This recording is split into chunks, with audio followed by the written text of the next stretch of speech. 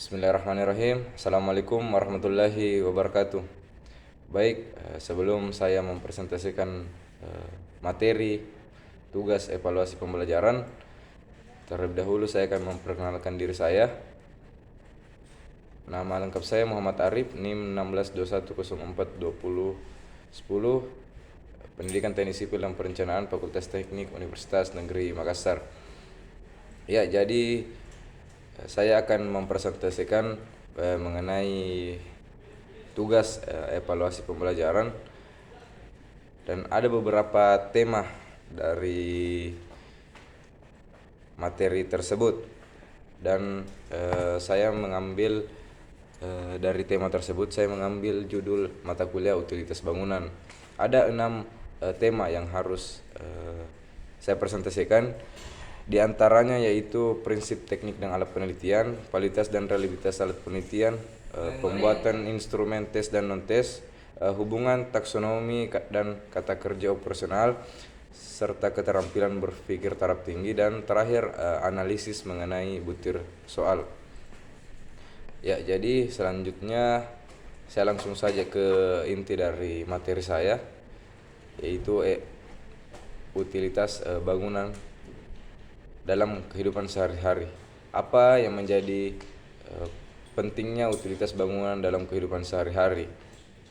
Baik, suatu gedung dikatakan berhasil apabila dibangun tidak hanya untuk dinikmati keindahannya, akan tetapi dilengkapi juga dengan fasilitas yang menunjang kenyamanan dan keamanan penghuninya.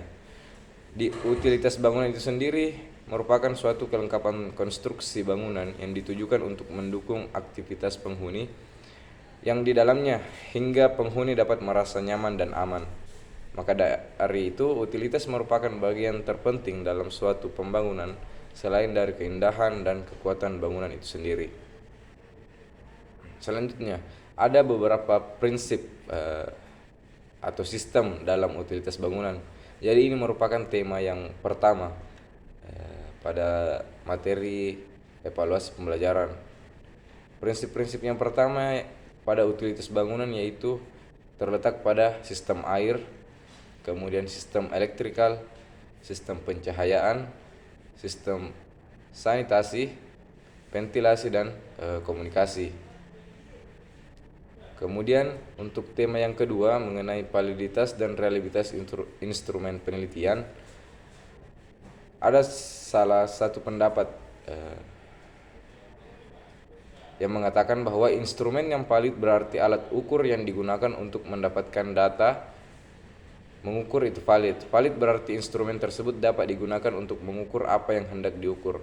Kemudian dalam penelitian, jenis validitas yang digunakan oleh peneliti yaitu validitas konstruk dengan menggunakan cara expert judgment, yaitu dengan menggunakan pendapat dari ahli yang diminta untuk memeriksa dan mengevaluasi secara sistematik sehingga butir-butir instrumen yang diukur dapat sesuai berdasarkan teori.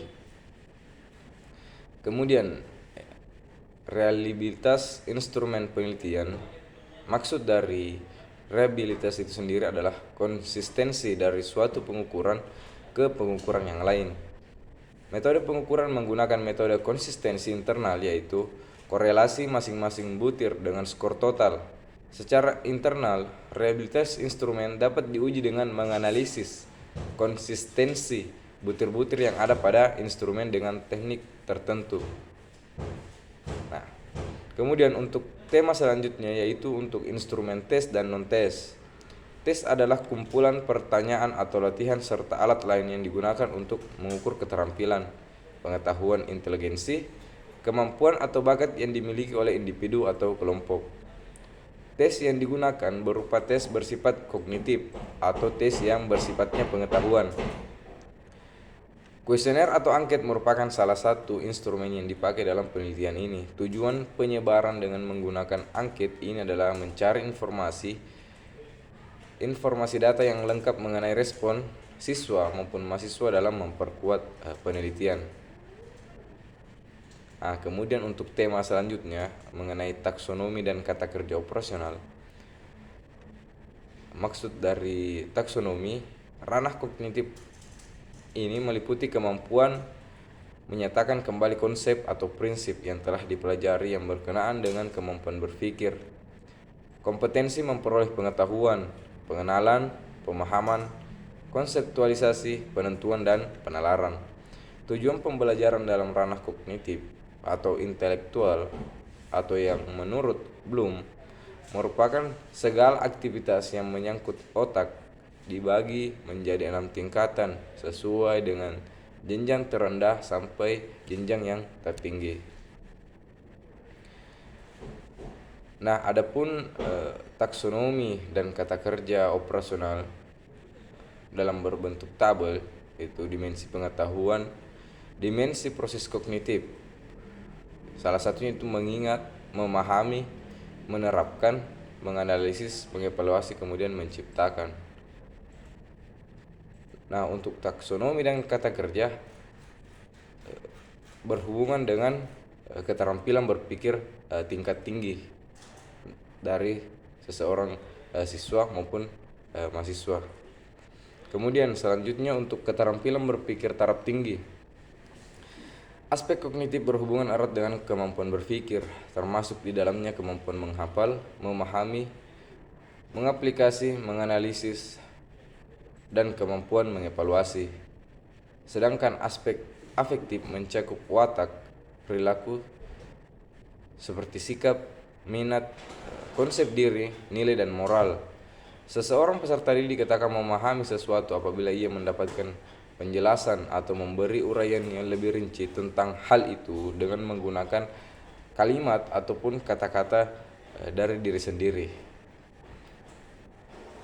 Nah, untuk analisis butir soal itu sendiri, kualitas butir soal berdasarkan analisis kualitatif dan kuantitatif. Analisis kualitatif terdiri dari analisis dari segi materi, konstruksi dan bahasa, sedangkan analisis kuantitatif yang terdiri dari validitas, reliabilitas, tingkat kesukaran, daya beda, dan efektivitas pengecoh. Secara kuantitatif, kualitas soal baik dari segi validitas, reliabilitas, daya beda, dan tingkat kesukaran, tetapi buruk pada segi efektivitas pengecoh. Soal secara kualitatif juga sudah sesuai dengan kaidah penulisan. Soal dengan nilai 94% untuk materi, 87% untuk konstruksi, dan 94% untuk bahasa. Persepsi siswa dan guru juga menyatakan bahwa soal sudah berkualitas baik. Nah, untuk mind mapping utilitas bangunan itu sendiri saya sudah membuat dalam bentuk tabel. Ada beberapa konsep dalam pembuatan mind mapping. Di utilitas bangunan saya mengambil perancangan arsitektur. Yang pertama untuk tornya, desain, pendekatan desain, kemudian lokasi, dan zoning. Nah, untuk lokasi terbagi lagi pada analisis ruang, analisis sheet. Ada beberapa yang akan saya tampilkan pada tabel mind mapping nantinya. Ya baik, cukup sekian persentase materi saya, yaitu materi mata kuliah utilitas bangunan sebagai tugas dari mata kuliah evaluasi pembelajaran itu sendiri. Sekian dan terima kasih. Wabillahi taufiq wal hidayah. Assalamualaikum warahmatullahi wabarakatuh.